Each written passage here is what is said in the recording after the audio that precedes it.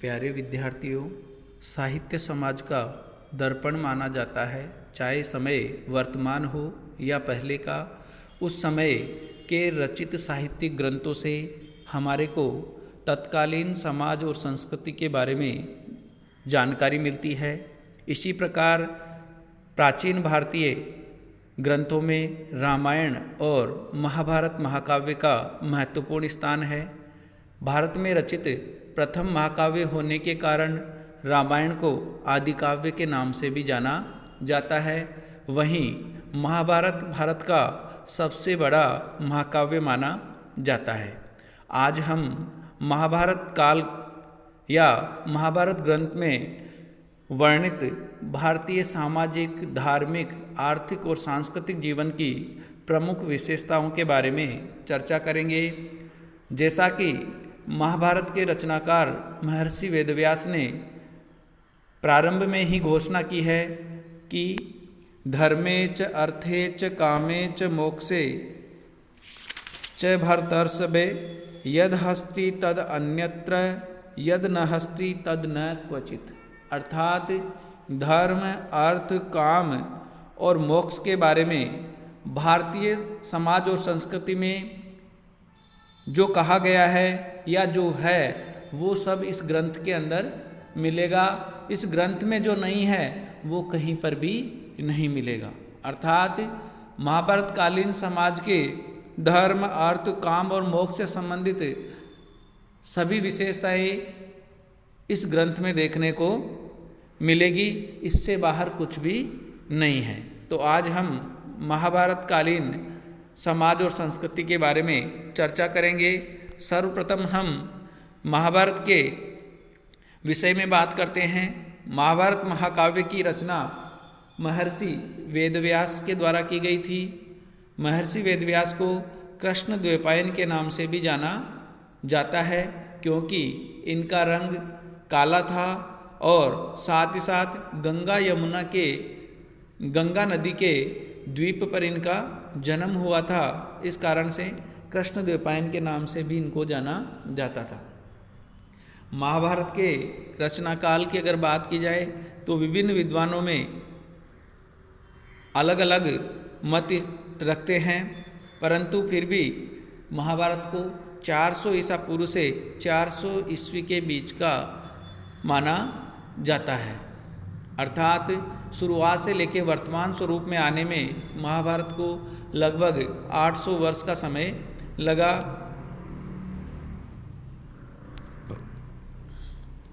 इतिहासकार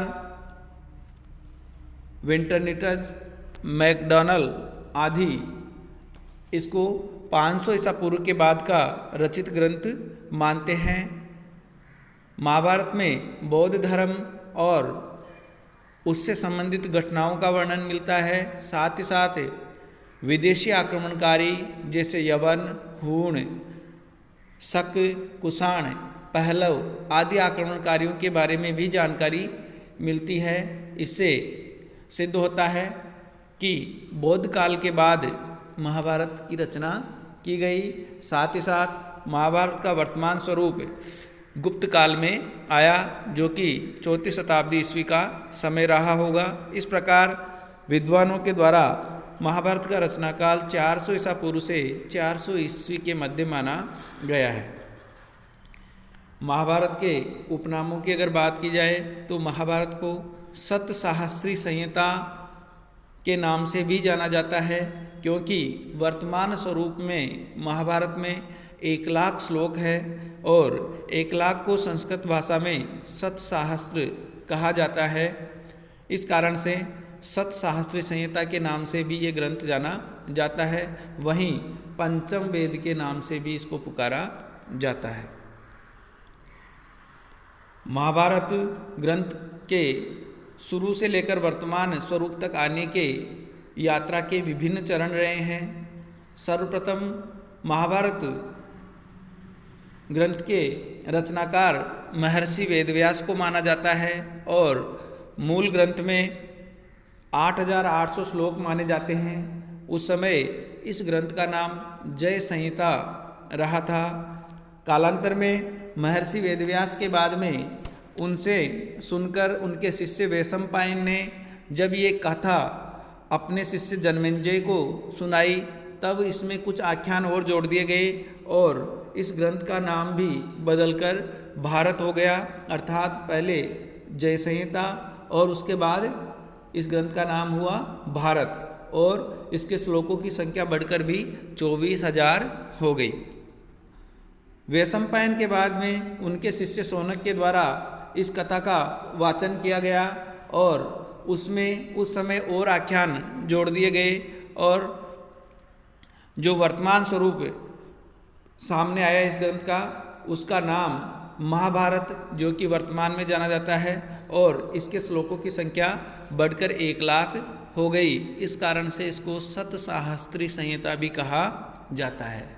वर्तमान महाभारत ग्रंथ में 1,00,000 श्लोक है तथा ये 18 पर्वों में या अध्यायों में बटा हुआ है, जिनमें आदि पर्व, सभा पर्व, वन पर्व, विराट पर्व, उद्योग पर्व, भीष्म पर्व, द्रोण पर्व, कर्ण पर्व, शल्य पर्व, सौप्तिक पर्व, स्त्री पर्व, शांति पर्व, अनुशासन पर्व, अश्वमेध पर्व, आश्रमवासी पर्व, मौसल पर्व, महास्थानिक पर्व एवं स्वर्गारोहण पर्व के नाम से जाने जाते हैं। भीष्म पर्व, जो कि महाभारत का 6ठा पर्व है, इसमें भगवत गीता का उल्लेख भी किया गया है। अर्थात हिंदू धर्म का विशेष श्रद्धा ग्रंथ भगवत गीता भी महाभारत का ही एक अंग है, जो कि भीष्म पर्व में आता है। महाभारत की मूल कथा की अगर बात की जाए, विषय वस्तु की अगर बात की जाए, तो कौरवों और पांडवों का संघर्ष इसमें वर्णित है, और इस संघर्ष में साथ ही साथ तत्कालीन समाज के विभिन्न विशेषताएं यथा सामाजिक, धार्मिक, सांस्कृतिक, आर्थिक, राजनीतिक जीवन की प्रमुख विशेषताओं का भी वर्णन इसके अंदर विस्तार पूर्वक किया गया है। हस्तिनापुर के राजा धृतराष्ट्र के पुत्र कौरव तथा पूर्व राजा पांडु के पुत्र पांडव कहलाए, और इन दोनों के अंदर सत्ता को प्राप्ति के लिए संघर्ष हुआ। जहां पांडव धर्म और सत्य के साथ थे, वहीं कौरवों ने अधर्म का सहारा लिया और दोनों के मध्य संघर्ष हुआ, और इस संघर्ष का परिणाम अंततः धर्म और सत्य की विजय के साथ हुआ। अर्थात पांडवों की विजय हुई और उन्होंने हस्तिनापुर का जो राज्य है उसका उपभोग किया। परंतु इस कथा में, कथा के साथ साथ तत्कालीन समाज की प्रमुख विशेषताओं के बारे में भी हमारे को इस ग्रंथ से जानकारी मिलती है, और ये जानकारी हमारे को तत्कालीन भारतीय समाज और संस्कृति को जानने में महत्वपूर्ण सहयोगी साबित होती है। सामाजिक जीवन की बात की जाए तो महाभारत में हमारे को ज्ञात होता है कि उस समय के समाज में वर्णाश्रम व्यवस्था प्रचलित थी। वर्ण व्यवस्था से तात्पर्य समाज 4 वर्णों में बटा हुआ था, ब्राह्मण, क्षत्रिय, वैश्य और शूद्र, और प्रत्येक वर्ण अपने अपने कर्तव्य में लीन रहता था। महाभारत में कहा गया है, चातुर्वर्ण्यम मया सृष्टम गुण कर्म विभागजय, अर्थात भगवान कृष्ण के माध्यम से ये बताया गया है कि ईश्वर के द्वारा चारों वर्णों की सृष्टि ईश्वर के द्वारा की गई है और गुण और कर्म के अनुसार उनका विभाजन किया गया है। अर्थात प्रत्येक वर्ण का गुण और कर्म भी निश्चित था। अगर कोई व्यक्ति जो है निम्न वर्ण में उत्पन्न व्यक्ति भी अगर ब्राह्मण वर्ण का कर्म और ज्ञान कर्म और ज्ञान अगर रखता है तो वो ब्राह्मण वर्ण का माना जा सकता था। अर्थात वर्ण व्यवस्था उस समय भी समाज में प्रचलित थी। साथ ही साथ आश्रम व्यवस्था भी उस समय प्रचलित थी। अर्थात मानव जीवन के 4 प्रमुख चक्र ब्रह्मचर्य आश्रम, गृहस्थ आश्रम, वानप्रस्थ आश्रम और संन्यास आश्रम उस समय समाज में प्रचलित थे तथा गृहस्थ आश्रम का सर्वाधिक महिमा मंडन महाभारत के अंदर किया गया है, अर्थात सबसे महत्वपूर्ण माना गया है। इसी प्रकार उस समय की स्त्रियों की स्थिति के बारे में भी हमारे को इससे जानकारी प्राप्त होती है। साथ ही साथ उस समय के समाज में पितृसत्तात्मक व्यवस्था व्याप्त थी, ये जानकारी भी हमारे को प्राप्त होती है। उस समय के विवाह संस्कार और प्रथाओं के बारे में भी हमारे को इस ग्रंथ से जानकारी प्राप्त होती है, जैसा कि बहुपत्नी प्रथा अर्थात राजा महाराजा या समाज का उच्च वर्ग एक से अधिक पत्नियां रखता था, इसकी जानकारी हमारे को मिलती है। साथ ही साथ बहुपति प्रथा की जानकारी भी हमारे को मिलती है। द्रौपदी के 5 पांडव पति थे, अर्थात एक पत्नी के एक से अधिक पति भी उस समय हुआ करते थे, इसकी जानकारी भी हमारे को प्राप्त होती है। साथ ही साथ विवाह की स्वयंवर प्रथा के बारे में भी जानकारी प्राप्त होती है। स्वयंवर अर्थात लड़कियों को अपना वर चुनने की स्वतंत्रता होती थी। राजा महाराजा अपनी पुत्रियों का विवाह करने के लिए स्वयंवर का आयोजन करते थे, जिसमें